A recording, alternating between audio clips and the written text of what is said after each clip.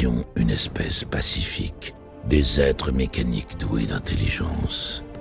Mais un jour, ce fut la guerre entre les Autobots luttant pour leur liberté et les Decepticons rêvant d'imposer leur tyrannie. Inférieurs en force et en nombre, notre défaite était inéluctable.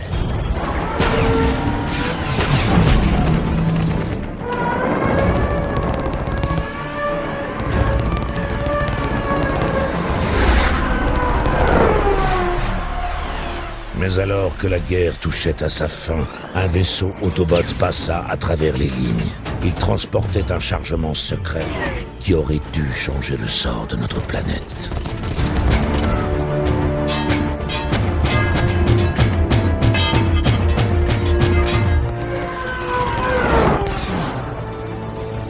Une mission désespérée, notre ultime espoir.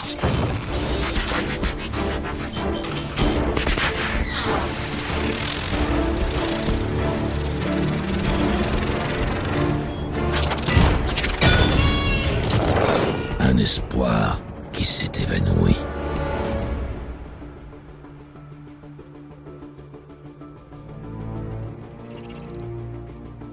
Faudra en mettre un là, un autre là, et encore un ici.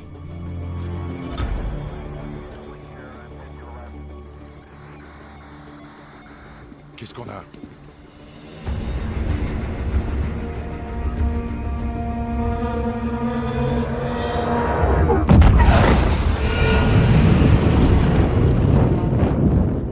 Impact détecté. Nous avons un impact confirmé. Contact à 22h50 GMT. Quoi? Appelez le secrétaire de la Défense tout de suite.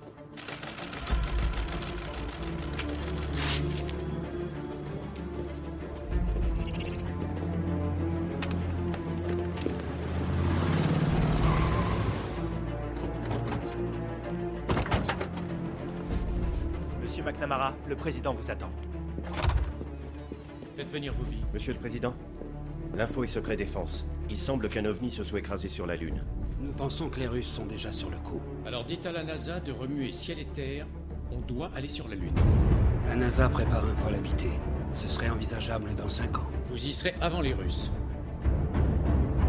Notre nation doit se donner les moyens de réussir, avant la fin de cette décennie, à envoyer un homme sur la Lune et à le ramener sain et sauf sur Terre. Attention pour le décompte final. 5, 4, 3, décollage. Ils ont décollé. 8 heures passées de 30 minutes. Décollage d'Apollo 11. Ils ont décollé. 32 minutes.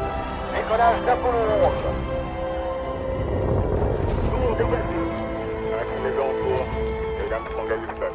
Apollo 11 s'était lancé, chevauchant la colonne de feu de Saturne V à 384 000 km de la Lune, qui attend l'arrivée imminente du premier homme. Houston, vous êtes go pour alunissage. 40 pieds, 2,5 en descente. Soulevons un peu de poussière. 30 pieds, 2,5 en descente.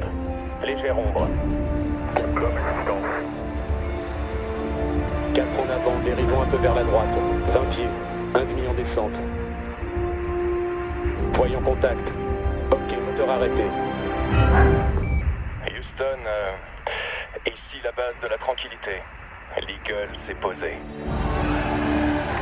Bien reçu, Eagle. Tous les gars étaient prêts à virer au bleu. On va pouvoir respirer. Vous devez être environ 400 millions à suivre la retransmission de l'événement le plus marquant de notre époque et l'un des événements les plus marquants de notre histoire. Je suis au pied de l'échelle et je vais quitter le LEM. C'est un petit pas pour l'homme. Un pas de géant pour l'humanité. Nous sommes prêts? Oui, monsieur. Heure officieuse du premier pas, 1:09.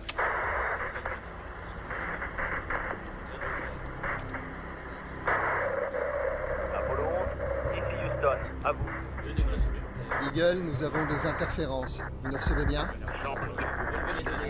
On nous confirme donc. une rupture momentanée de liaison, avec Apollo 11 se trouvant actuellement sur la face cachée de la Lune.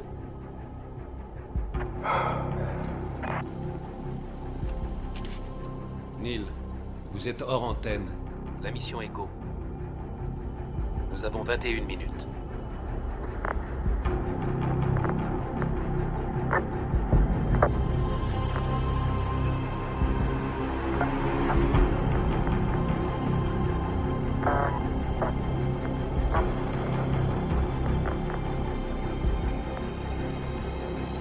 Garde d'antenne à 15 3 minutes 45 secondes.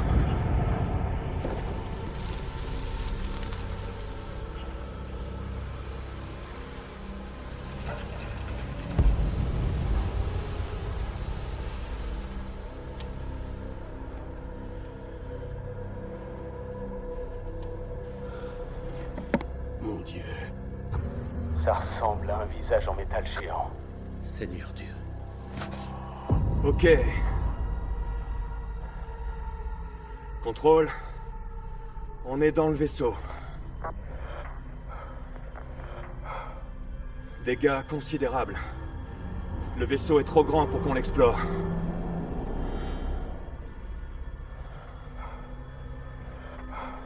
Tout est mort à l'intérieur, Houston. Aucun signe de vie, nulle part. Ces choses sont démesurées.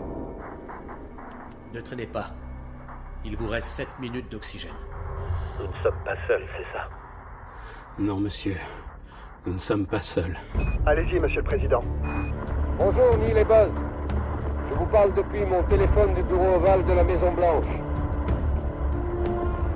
Et il s'agit très certainement de l'appel le plus marquant de toute l'histoire. Je ne sais comment vous dire à quel point nous sommes tous fiers de ce que vous... Pour tous les Américains, cela restera le plus grand jour de notre vie. Grâce à vous, Nous avons un mairie. les cieux font désormais partie du monde de l'homme. Pendant un instant unique dans l'histoire de l'humanité, tous les peuples de la Terre sont réellement unis. Unis par la fierté que vous leur inspirez. Cela nous encourage à redoubler d'efforts pour instaurer la paix et la tranquillité sur Terre.